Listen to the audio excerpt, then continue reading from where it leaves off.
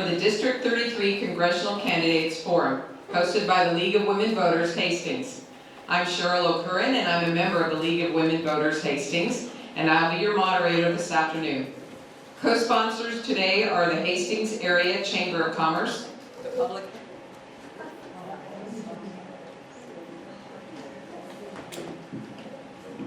the Public Access Channel, and the YWCA of Adams County.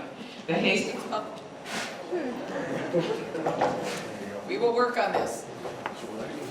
The Hastings Public Access Channel is recording the forum, so please encourage your friends who couldn't come to watch on the HPAC television channel or on the HPAC YouTube channel.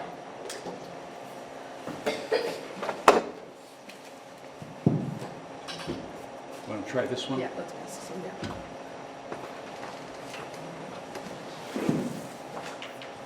Sorry about that. Right there. The League of Women Voters of Nebraska is a nonpartisan, grassroots civic organization that encourages informed and active participation in government, works to increase understanding of major public policy issues, and influences public policy through education and advocacy. The League does not endorse individual political candidates or political parties. Membership in the League is open to people 16 years and older of all gender identities. And to go back, just to be sure that everybody caught that, Hastings Public Access Channel is recording the forum, so please encourage your friends who couldn't come to watch on the HPAC television channel or on the HPAC YouTube channel. The candidates for today's forum are the following. Do you want to switch out microphones here? No, just keep it that way. Okay. On my very far right, Paul C. Hamlink, Dan Lanuski, and Michelle R. Smith. Candidate Joshua Frederick declined our invitation. Our media panelists today are Will Vrasper from the Hastings Tribune, and Ryan Valenta from News Channel Nebraska. Each candidate will be allowed 2 minutes for an opening statement. After that, the media will ask questions. Then we will use the audience's written questions. Each candidate will have 1 minute to answer each question. If a candidate feels that incorrect or misleading information has been stated, he or she may ask for a 1 minute rebuttal. Questions for the candidates will be asked in rotating order. In other words, nobody always has to go first and nobody always gets to go last. The League of Women Voter members, Steve Beaver and Ann Hinton, will be timing the event this afternoon. The green flag signals to begin. The yellow means that there are 30 seconds left. The red means, of course, you have to stop, but you may finish your sentence. Audience, if you would like to ask a question, please raise your hand, and the League of Women Voters member, Judy Reimer and Linda Ray, will bring you a paper and a pencil. Please write your question down, raise your hand again, so that your question may be picked up. It will be brought over here to Elaine. Audience, please keep your questions pertinent to the issues, and we ask that there be no personal attacks. Questions should be for all candidates. Audience questions will be monitored by the League of Women Voters Hastings member, Elaine Landwehr. The forum will conclude with 1 minute closing statement from each candidate. Please save all of your applause until the end. We will now begin with a 2 minute opening statement from each candidate. We will start with Paul Hamlink, followed by Dan Lanuski, and then Michelle Smith. Welcome everyone. It's so nice to see familiar faces here and so many friends who've come out for this very important event. Thanks to the League of Women Voters for hosting it, the Chamber for sponsoring it, and making available the forum so that we can talk about important issues that are faced by District 33. It's an important day today as you will decide who will be your voice in Lincoln. That's no small issue. Because for the next 4 years, we need someone there who is going to be an advocate, not only for South Central Nebraska, but for the important issues that we face both as a district and as a state. We need a voice of experience. One of the things that sets me apart in this race is I have the experience working in government as a city council member and former city council president here in Hastings. So I've wrestled with the issues. I understand what cities deal with. I've been through the budgeting process. Perhaps the most important thing, if you've been following the news and LB 388 these last days, issues of budget and revenue are critically important. And I've waded through that 3-inch thick budget for Hastings utilities in the city and understand those issues. Frankly, I teach finance nationally in the housing industry. And so those are things that I'm familiar with. I understand, having worked with DED, I've worked with, I understand what the Affordable Housing Trust Fund is about, how it's funded. And that experience helps so much in being able to hit the ground running as we get into the legislature. It's why I've been endorsed by local leaders, Congressman Mike Flood, many organizations locally and across the state, because they know and have seen my track record that I'm going to handle issues well.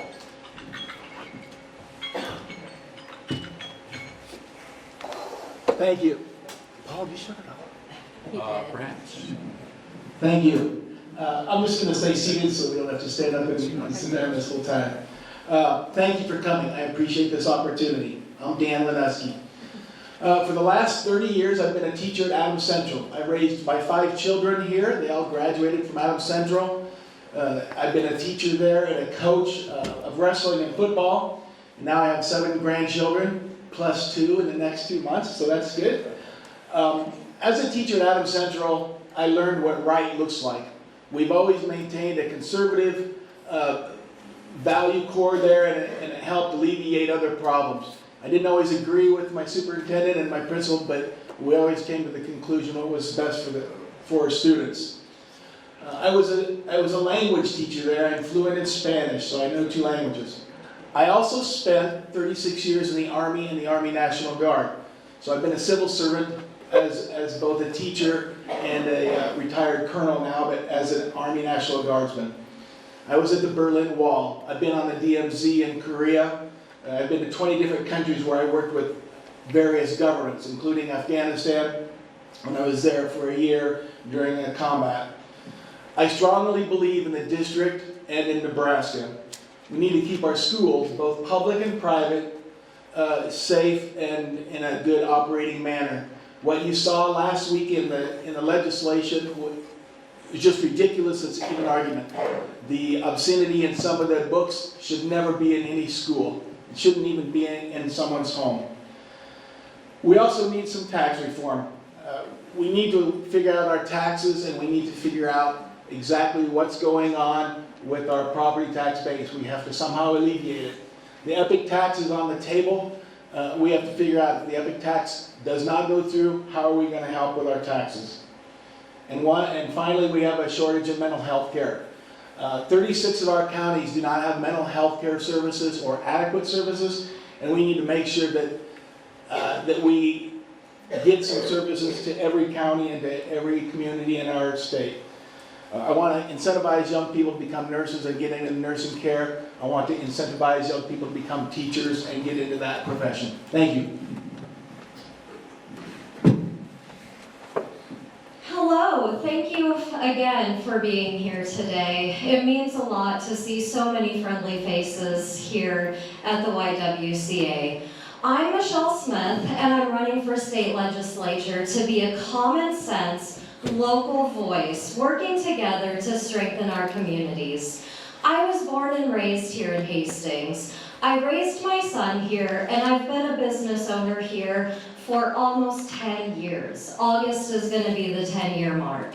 I'm a mental health therapist, which is my reason for running for state legislature. Within 4 years, I went from not having a waiting list at my office to now I'm 16 months out. To put that into perspective, I specialize with abused and neglected children. So unfortunately, when a parent calls me, and their child has been abused, I have to say I'm so sorry, but I have a waiting list in place. That is not okay, and that is not acceptable for the people of District 33. As I was trying to fill the need for therapists in my office, and I do just want to briefly add to what Dan said, it's actually 88 counties in the state of Nebraska that have a mental health shortage and do not have enough mental health providers. When I tried to get someone, I had a therapist hired from Lincoln. Unfortunately, after months of waiting, she did not have access to attainable housing. So unfortunately, I ended up losing her at my office. So not only do we need to address the workforce shortage, we need to address housing, and we need to address mental health care as well as all health care. A piece of that is also accessibility to child care so people can get out and work in our community. I would be honored to be your local voice in the Nebraska State Legislature. We will now move on to questions from the media. Each member of the media will be allowed 2 questions. Excuse me, since we have 2, it's wrong. I'm sorry, each one will have 1 question because we have 2 different media individuals. So, the first question will be asked by the Hastings Tribune, and Dan Linuski will be the first responder. All right. When you have referendum petitions, such as the voter ID one last election cycle and the upcoming referendum petition on public school funding being used for private schools, how important is it for legislators to honor the will of the people? That's a good question, Will. It's really hard to keep your personal beliefs out of such an issue, but if you're asking me what do I think of this referendum or how important is it to keep the people's voice, you have got to follow your constituents' wishes. If you go off on a tangent because of what you believe in individually, then you're not really leading the people in your district. I absolutely support our local communities. I will be the voice of the people. I have been talking to numerous people in our local communities, so I support the people's voice. I will listen. My experience as a therapist helps me to listen to everyone. Whether it's people who agree with me or disagree with me, I am there to listen, work together to find common sense solutions for all issues. I will also make sure that I research all of the issues to ensure that I am providing accurate information on the legislative floor.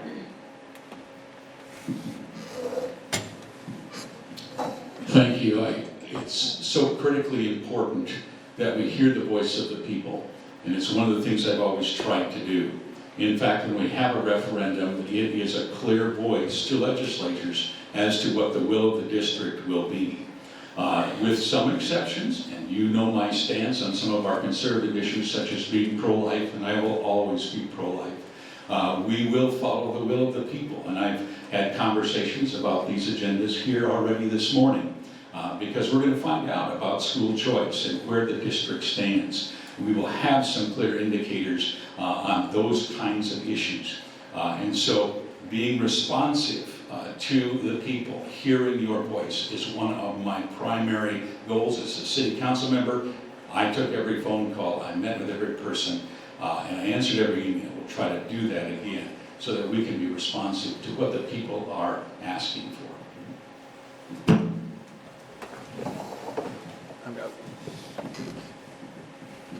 Cheryl, Mr. Lynn. I've got one addition. I just want to remind people that as a unicameral, the second house is the people's voice. So it is important to listen to you all. Next question. Who is asking the next question?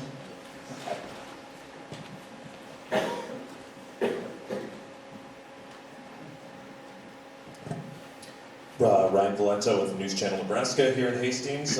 Candidates, wanting to know if you personally believe that you are the best candidate for District 33 up here, and if so, what specific quality or characteristic gives you a leg up over these other 2 people sitting at the desk today. And one moment while I set up my camera after the question.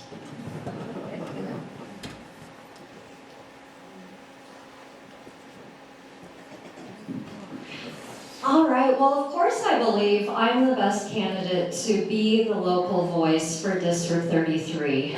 My experience as a mental health therapist means that I am in the trenches with the people each and every single day. I've been contracted with Hastings Public Schools, so I've been in the schools to see how the children have been impacted after life-altering events, such as the COVID-19 pandemic. I have homeless people who come to my office and need to use the bathroom. So I understand the needs of the people, and I will listen to each and every single one of you in this room and each and every single one of you in District 33.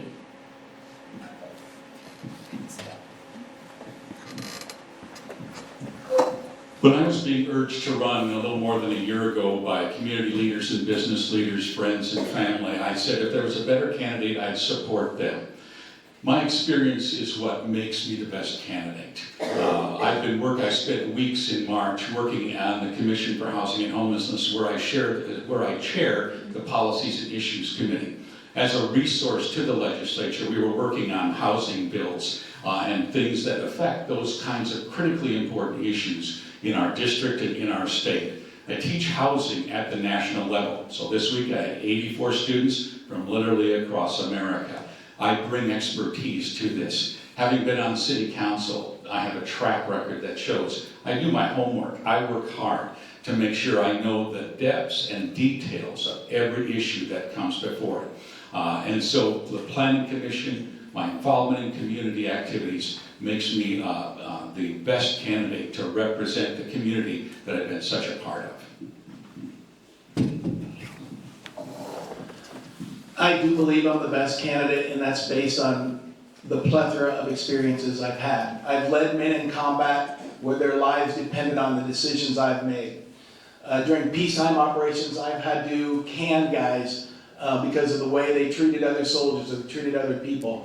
As a teacher of 35 years, I'm very passionate about our future and our kids. There's a lot of kids that I taught that are now my doctor, my welder, some soldiers that are linguists in the military. The guy that worked on my car yesterday when he changed my oil. All these people are people that I taught and people that I'm very proud of. I think just the record of where they've been speaks for how I've helped them. I also feel like working with governments I've been to 20 other countries. I did not work with governments in all those countries, but working with the Afghan government, with the Puerto Rican government, with the government in Honduras gives me a very unique perspective of what makes it so special to be here. Thank you. We will now move on to questions from the audience. And again, a reminder that if you have a question, raise your hand and one of the moderators will come over and give you a piece of paper, write your question, raise your hand again, and then it will be come up here. The first question from the audience. The unicameral used to be a place where more bipartisan legislation was introduced, but that approach was noticeably eroded over the last 8 years. If elected, how would you work with lawmakers across party lines to address issues impacting people in our state? It boils down to one word, and that is trust.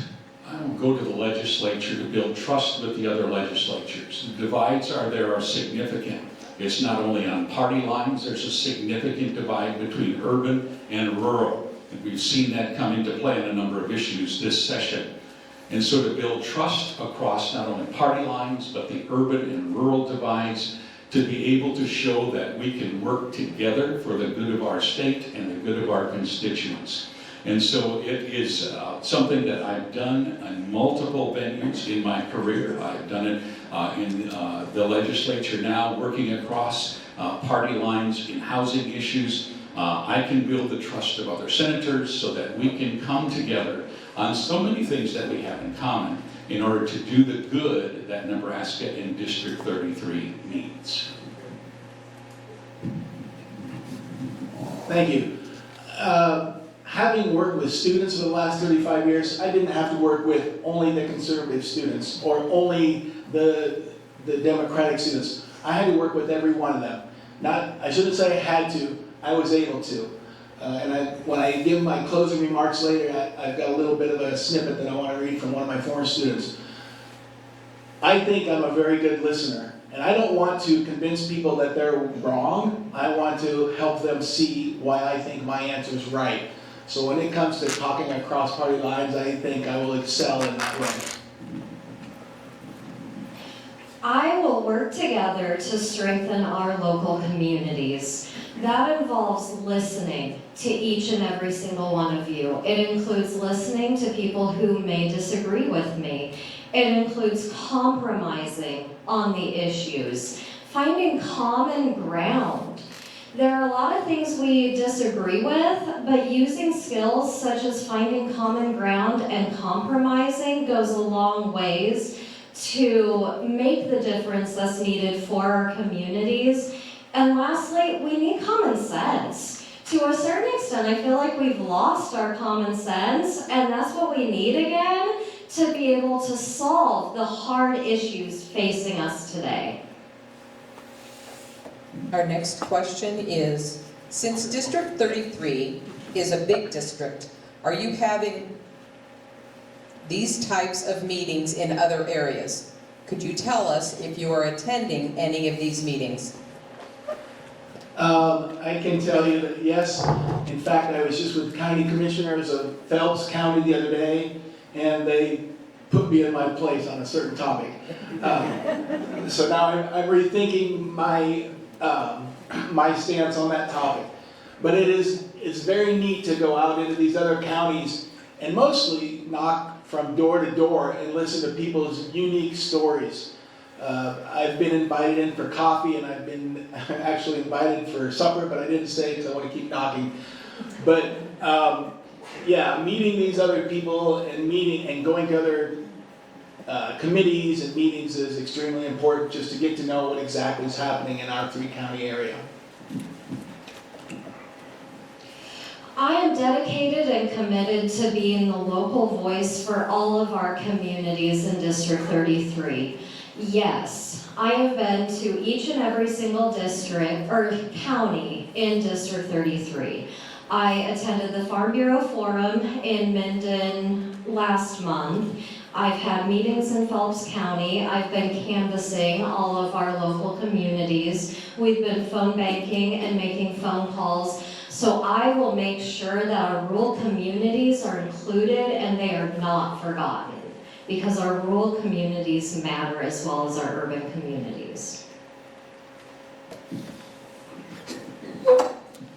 District 33 does encompass a large area, and I've spent a lot of time outside of Hastings. This is, of course, where I live and have served and have worked, but I've had numerous meetings in Holdridge, which is actually not a part of the district, but in Phelps County there. I've been to Minden many times. I've worked with the city administrator and director of economic development there. Have met with the Chamber of Commerce there. Have had a number of meetings with other groups there. The issue are much the same, but the agrarian, very rural areas of Phelps and Kearney County really speak to a population that focuses on the issues of agriculture, which is why the property tax issue is so important to them out there. And so in addition to the economic development here, we need to look at how we can make Minden grow, how we can bring other businesses and grow agriculture in our more rural areas in Phelps and in Kearney County. And yeah, I was over there at this time yesterday. I was there. As you vote on issues, how will you determine to vote for or against? 1, by public opinion, then how will you determine public opinion? Or 2, by your own personal ideas, then what is your guidance source? Or 3, another way, then how would you determine what that method requires? Thank you. Yes, the people are the second house in our unique unicameral system. So I will listen to my constituents through forums such as these. Our Chamber of Commerce puts on events coffees with the state legislature. So I plan to attend those. I plan to read emails. I plan to stay in contact with the local voters because the people's voice matters. As I said already, I also will make sure to research the issues. I will listen to professionals, and I will make sure that everything I say on the legislative floor is accurate information.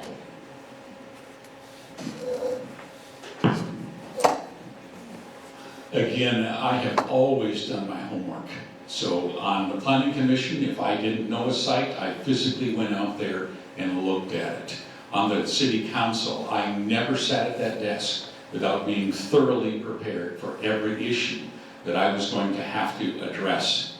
I utilize the resources of you all. There are several people in this room. I won't point you out or say your names, but you know who you are. I've already sought out your counsel and direction because you're experts and leaders in those particular fields, such as education and business and economic development. So I go to the source and I do my homework. I learned early on in city council that the loudest voices are not always the majority. So I made it a point to go out and ask and not wait for people to come to me so that I could truly hear what the majority of the constituents were saying and feeling about a particular issue. Can you repeat the question, please, Cheryl? Yes. As you vote on issues, how will you determine to vote for or against? 1, by public opinion, then how will you determine public opinion? Secondly, by your own personal ideas, then what is your source of guidance? Or 3, another way, then how would you determine what that method requires? Well, I think it's a mixture of all three, to be honest with you. And that third way, I think, would be asking God for strength and help. However, you need to have your public opinion, and you need to be aware that it's public opinion in your district and not in Lancaster County. Because what's good for Lincoln isn't necessarily good for Hastings and Minden and Phelps County. So you really want to make sure that people are included. The unicameral, the house is the people are our house, and we want to make sure that we're doing what's best for our people.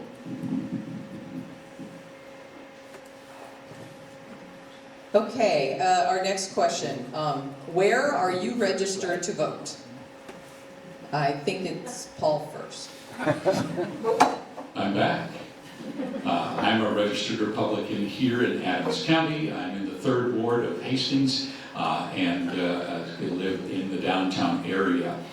To that end, I spent my morning this morning, again going back to the previous question, in a forum for our Ward 3 City Council representatives, which one of them I'll hope to be working with in the legislature. And I want to be attuned to the issues of not only the ward, but of our city.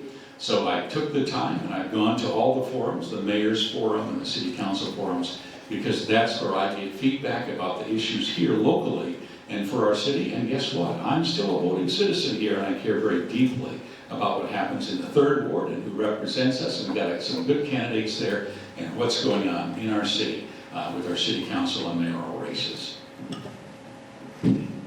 Dan Lineski. Once again, repeat. My ADD kicked in. No problem. Where are you registered to vote? Oh, okay. I'm registered to vote here in Hastings. I have to go over to the fairgrounds to vote. I am familiar with all the voting wards, but I vote there. I'm also registered to vote here in Hastings in Ward 3. Being born and raised here in Hastings, I actually grew up in Ward 1, and my dad served on the city council in Ward 1. He was also one of the founding members of the CRA, so this is nothing new to me. I grew up in politics. My dad was in the Air Force for 10 years. So serving others, serving the community, it was instilled in me. Being that voice for the people was instilled in me, and I plan to continue to do so as your representative in District 33. Okay, Mr. Lineski will be first this next time. Looking around this room, the voice of the youth in Hastings is absent.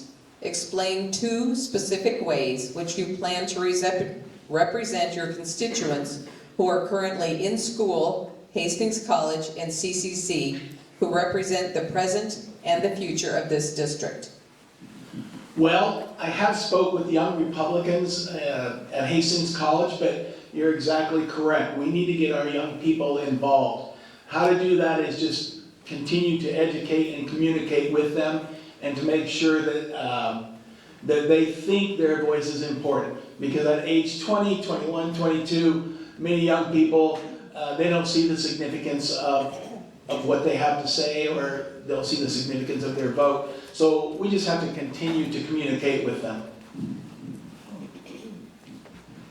As a mental health therapist, I work firsthand with the youth in our community. I work all day, every day, 4 10-hour days with children and adolescents. So I have firsthand knowledge and experience to be the voice for our children.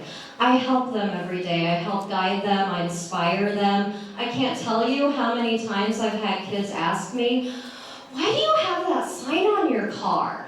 What does that mean? What are you running for?" So not only do I get to listen to the youth in our communities, I get to be a role model for all of them firsthand. I was able to meet with the Scott Scholars at Hastings College. Hastings College is my alma mater. I have connections there with professors, and I am honored to represent the youth in our communities and get them more involved.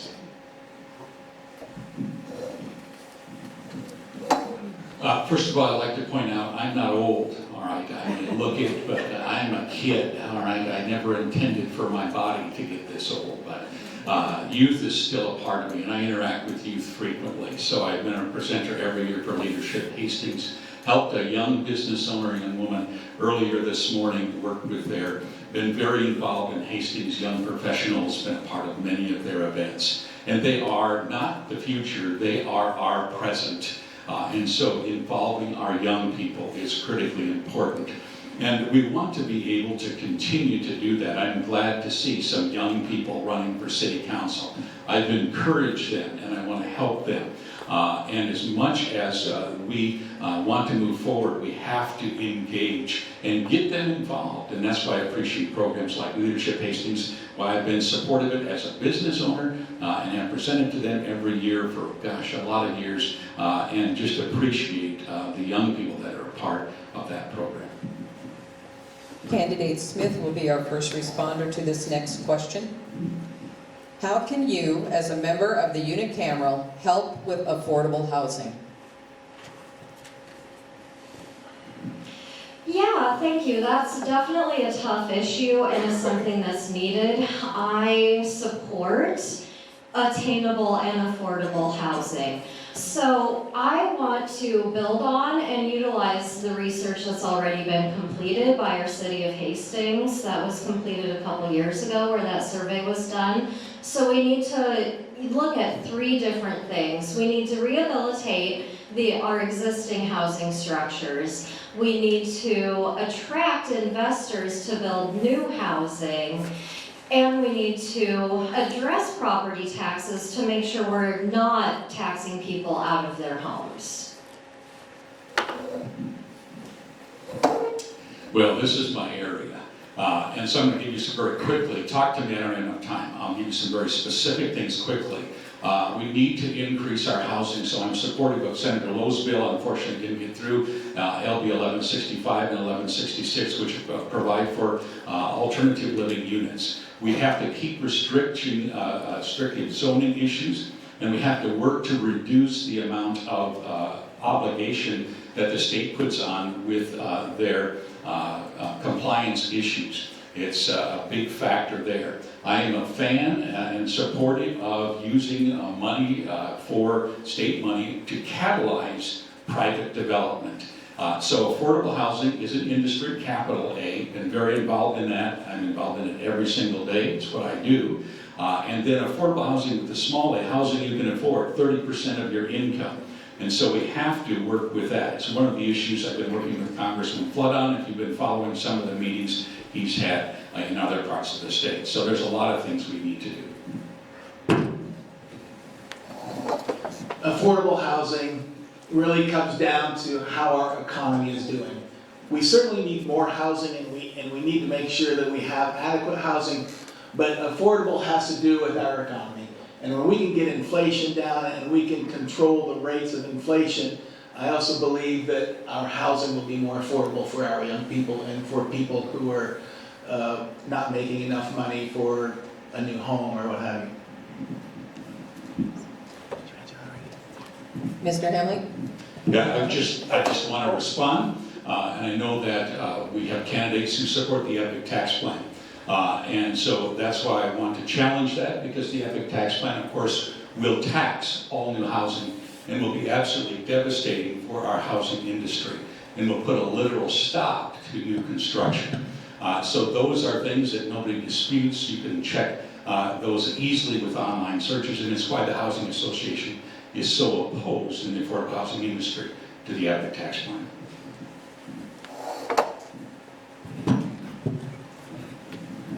So that when we talk about the EPIC tax, the tax only goes on new homes that are being built. So I guess I can't really respond because I've never bought a new house. I've always bought a house that someone else lived in. But if you look at a 7.5% tax on a $300,000 home, it's a one-time deal, and then people do not pay the property tax year after year. So I just wanted to make sure that that was clear. We're going to move on. As a reminder, if a candidate feels that incorrect or misleading information has been stated, he or she may ask for a 1-minute rebuttal. And as you've already had a 1-minute rebuttal, we are going to move on, Mr. Henley. This is how your hand go up.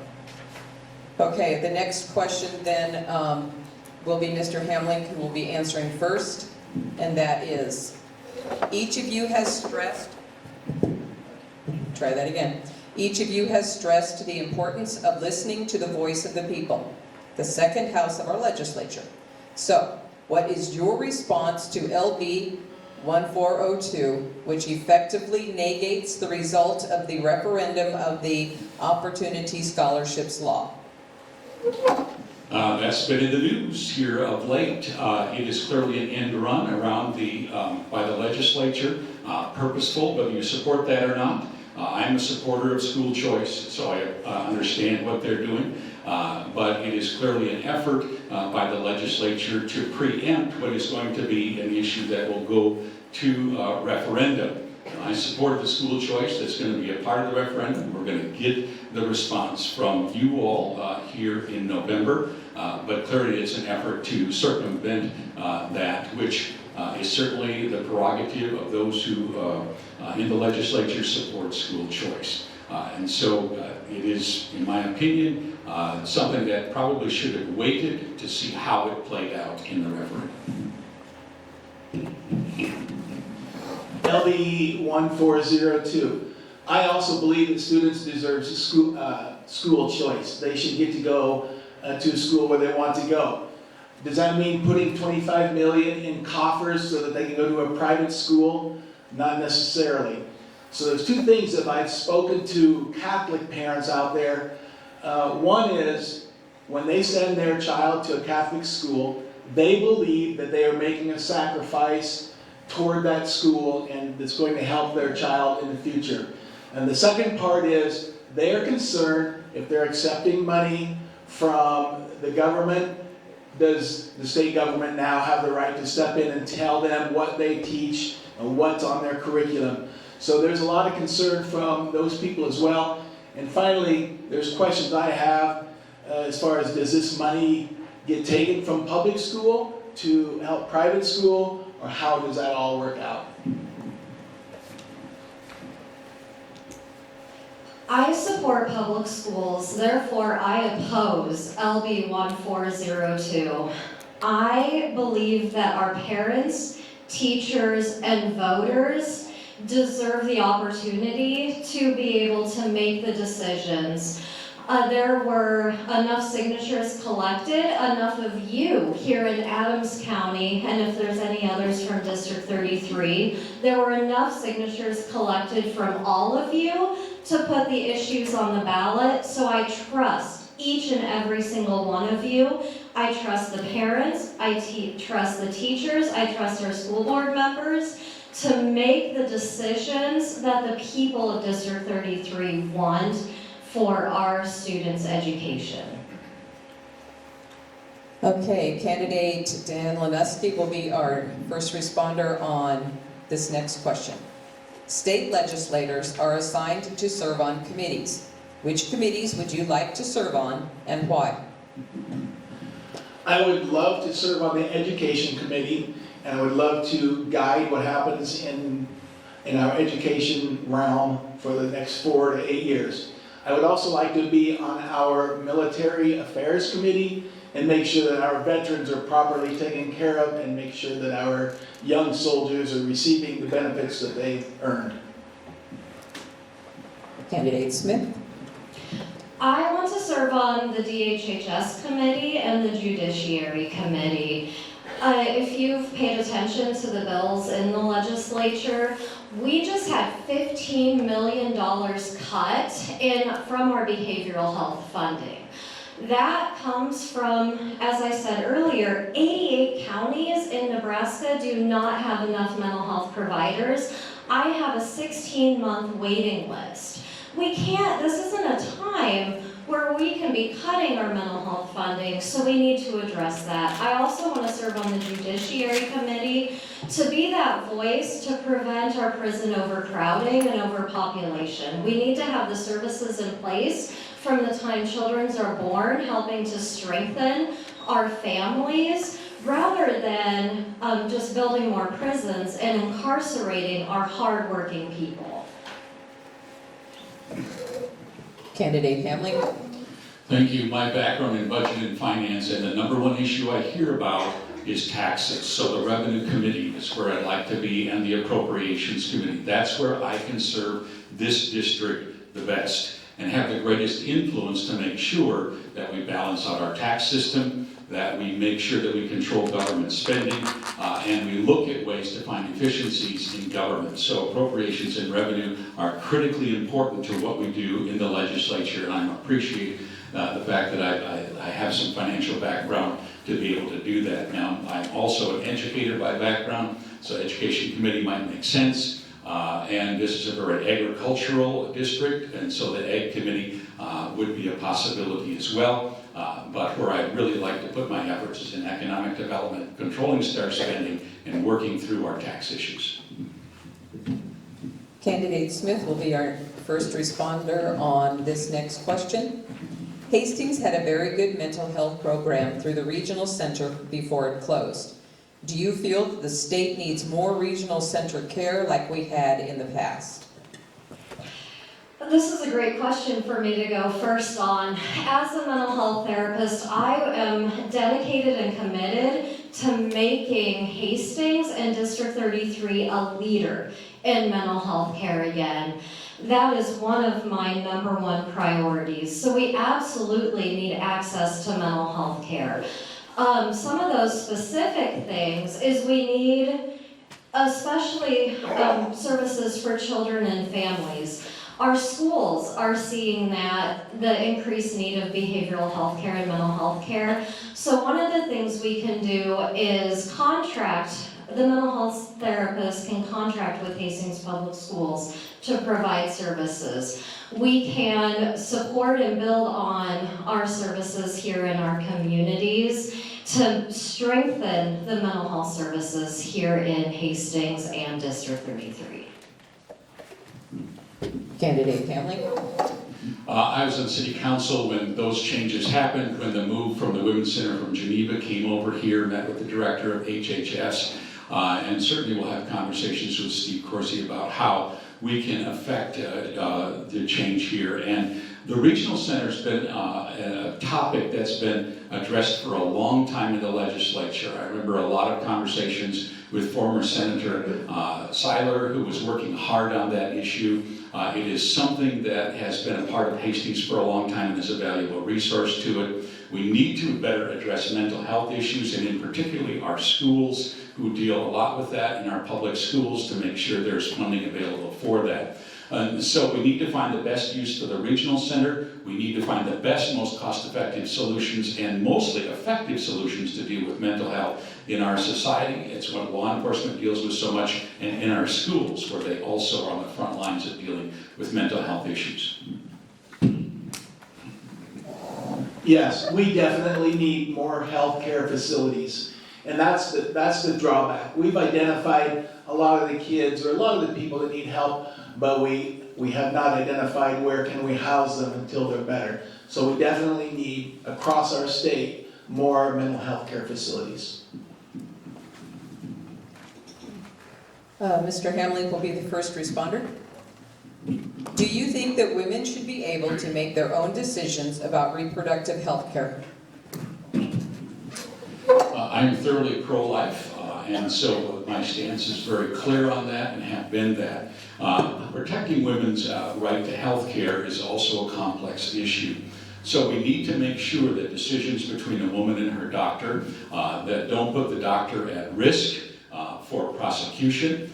These are not simple issues, they're complicated issues. We want to make sure that health care is readily available and make sure that we can serve all of our constituents, male or female, well with all of the health care decisions that they have. So in an issue of right to life, yes, I am very pro-life, but also want to make sure that we protect the health care issues of all of our constituents. I too am pro-life, and women should be able to say what happens with their body. But when it comes to to protect the unborn, we have got to make sure that we're taking care of the babies in the womb, and that we're not just casting them away as another typical health decision for the day. So we need to make sure we protect our protect our unborn as well as the kids that are born. Yes, I believe that women and all individuals should have access to health care. State senators do not belong in exam rooms, and I will be your voice for all vulnerable Nebraskans. I believe women, men, everyone should have access to quality health care that is accessible in our district. That includes prenatal care, in vitro fertilization, and it also includes health care for individuals who have been sexually abused. I think that's something that's big in this conversation. I work with a lot of children who have been sexually abused. And I think that's a big part, that they need to have access to all health care that they need, as well as growing families with in vitro fertilization and prenatal care. Okay, candidate Lanuski will be the first responder. How would you define local control with regards to school boards of education? Well, obviously, we want to control every form of government at the lowest level possible. And our school boards have got to be able to have a say in how they're spending their dollars and where the dollars are being spent. With that being said, when the money gets spent to Lincoln, then we do lose control of where it's getting sent, and we've got to make sure that we can keep our budgets and our monies at the local level. The state legislature needs to stay in their own lane. I've had a lot of conversations with our local school board members that the state legislature is making more decisions than it needs to be for our children, our parents, our teachers. So it's vital that we stay in our lane and in the state legislature and allow the school boards, the administrators, the teachers, the PTOs to do their job for our children. We also need responsible tax reform that maintains that local control rather than a proposal that would put control of our entire state's budget within 5 people. And those 5 people would receive $80,000 a year, and our budget would not be maintained in local control. So I think our financial decisions need to be maintained locally, and I also think complex issues need to be maintained locally. Local control is incredibly important. This is why I cannot, ethically and in good conscience, support the EPIC tax plan as others do, because follow the money. It all goes to Lincoln. The only political subdivision under the EPIC plan that has any fiscal control is the legislature. That is unworkable. And so we have to protect our local school boards. The other issue is the legislature passes unfunded mandates, which not only put burdens on the schools, and it's not just burdens of things that cost them money, but it's the burdens of having to do accountability, taking time and resources away that could be going to educate our students. And so our trust our local school leaders. They know what to do best. And then I'd like to rebut. You may have one minute rebuttal. Just a question, you talk about 5 people getting paid $80,000. Where in the world does that come from? What are you talking about? Okay. Yeah, I can answer that question. That actually comes from the EPIC proposal. If you read through Senator Ehrman's proposal, the proposal is in the state legislature. I feel like I'm not being given my 60 seconds. Yeah, we need to be respectful of each other's time. Okay, so to answer the question, the 5 people did come from Senator Erdman's bill for the EPIC tax proposal, which would put the entire budget in control of 5 elected officials who make $80,000 a year. We need to be educated, the voters need to be educated on what is being proposed in the state legislature. This just shows that I do my homework. I have read the 80-page proposal that is in the state legislature, and there are things that are going to harm our communities. Okay, Can I have we the are rest of going my to, minute? I guess I feel like you asked the question and that was where we needed to go with it. We are going to move on to our final question of today, and this will be one that will allow you each to rebut each other. And so, for starters, just so we know, candidate Smith will be our first respondent, and this is going to be the format. I will ask the question, and then you will each have 1 minute to answer, as we have been doing, and then each candidate may only rebut each other candidate 1 time for this question. So it will be rebuttals, but there will not be interruptions. Are we clear? Pardon? Or we'll stop. Oh, or we will stop it, right, okay. All right, so the question is this. What is your solution for the state tax conundrum? Candidate Smith, you are first.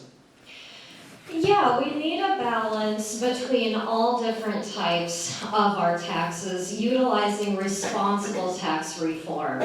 That includes a balance between sales tax, property taxes, and income tax. We have to be able to have schools, roads, police departments, but we can't tax people out of their homes or off of their farms. So we need that balance, utilizing fair and equitable tax policies. We need a fair and balanced system. So to be clear, let me clarify my past comments. LB 79 failed. There's 1 day left in the legislature. It never made it out of committee. The EPIC tax plan is a petition drive that will amend the Nebraska Constitution. LB 79 has no bearing whatsoever. It is long dead. So the provisions in it are meaningless. We need to address in a sensible way how we do valuations, how we look at increases in valuations, and how we can reduce the mill rate in order to get property taxes down. Now, we've had some success in taking things off the mill rate, such as the community colleges. The legislature is currently working hard on LB 388 to find property tax relief. Expect a special session to do that. We're going to have some important conversations about taxes, probably in the next coming days in a special session. Thank you. So taxes is like a 3-legged stool here. We've got to make sure that one tax isn't totally offset by another tax. We have got to get property tax under control. There's both arguments for and against epic tax. I encourage you to read the arguments for it. And then I encourage you to read what people have written and what experts have said to go against it. What the epic tax has done right now is it has brought to the table Governor Pillen and him trying to do something with our property taxes. So he realizes that there's a problem, and it's been brought to the legislature, and that's what they're working on.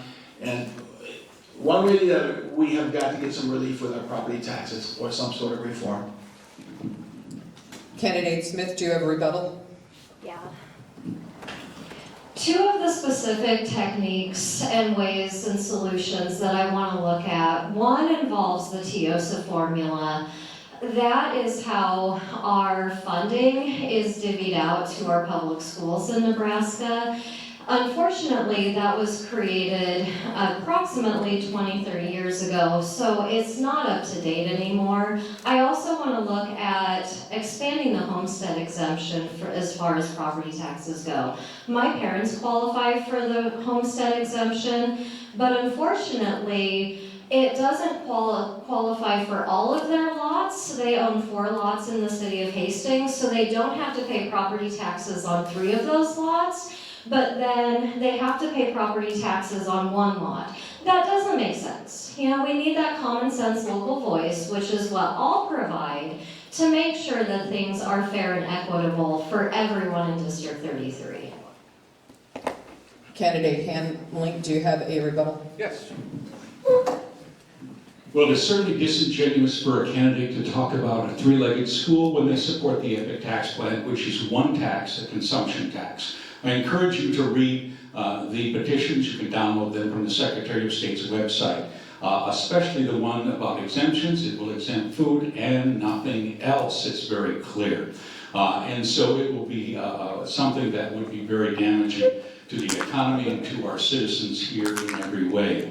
We need to find ways that can lower the ultimate tax burden. 2 ways to do that.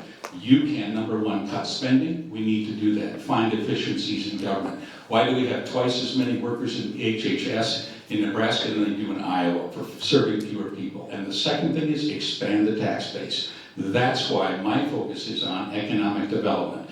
The more we expand the tax base, the less of the burden each of us has to share. Candidate Lineski, do you have a rebuttal? Not really a rebuttal. I just encourage you to read both for and against so you can form a good opinion on this. Okay, that concludes our question and answer time. So we're going to move on now to the closing statements from each candidate. And as candidate Smith was first up for this last question, candidate Hamling will be first on his 1-minute closing remarks. Thank you. I'm so appreciative of Dan's service in the military. I'm in awe of people who do that. I never served in the military. We have the greatest military in the world. There's no question about that. But the reason they're the best is not because they're bigger, faster, stronger. It's because they're the best trained and they're the best equipped. That's who we send into battle. Friends, when you decide who will be your voice in Lincoln, we need to send the person who is best trained, most experienced, and best equipped. It's easy to say I have experience in other areas. We all do. I certainly have had many involvements in my life. But what will help you in the legislature is the fact that these issues are not new. These are not things that I'm looking to get involved in. It's what I have been doing. It's what I do every day and will continue to do on your behalf when I am your voice in Lincoln for District 33 and for you all. Candidate Lineski, your closing remarks. Yes, I had a prepared statement, but I'm going to go away from it. This morning, my wife decided to start cleaning some drawer, and she found this letter and said, "Why don't you read this before I throw it away?" Dear Senior L, and that was my name in class, when we were asked to write to someone we are grateful for, I thought of you. Through all the teachers I have had, no one has made me feel as big of an impact as you have. You have always been here to support and help me through whatever was going on, teaching me that there were no bad days, just bad moments. Also, there's always time to learn new things and push myself past the limits that I thought I had set for myself before. Learning, even though we have our differences, they make a friendship stronger. Thank you for being my teacher. You're my free therapist and my teacher all at the same time, and you're causing me Spanish, and you do things like swag and all that. I don't know what that means. Going into your room in the morning always brightens my day and gives off a good start to the day. You have been a constant support system for me even though you didn't know it. You always make me smile and give me a reason to laugh. Through wrestling, it has taught me to self-discipline, and you showed me I am more capable than I ever Your knew. time is up. I've got one sentence, can I finish it? Yep. You have become somewhat of a father figure to me. You've done everything for me that I didn't think was possible. Signed, Lippy Liberal. Have a happy Thanksgiving. Candidate Smith, your closing remarks. A house divided against itself cannot stand. Abraham Lincoln spoke those words before the Civil War. Those words ring true now as they did over 100 years ago. My great-great-grandfather served in the Union military to bring the country back together. That's exactly what I plan to do as your common sense local voice. We've been divided on the contentious issues too long. People are splitting us apart, which is tearing us down and contributing to all of our problems we are facing.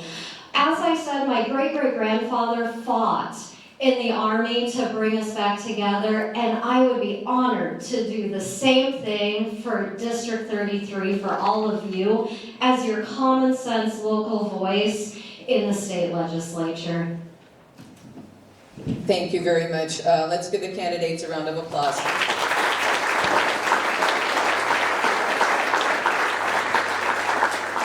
Ladies and gentlemen, again, thank you so much for being here. This concludes our District 33 Congressional Forum. Thank you to the candidates, the media, the sponsors, and especially to the audience.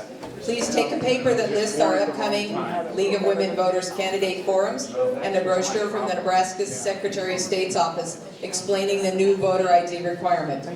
The next League of Women Voters Hastings candidate forum will be the City Council Forum on Tuesday, April 16th from 7 to 8 here at the YWCA of Adams County. The 2024 primary election is Tuesday, May 14th, 2024.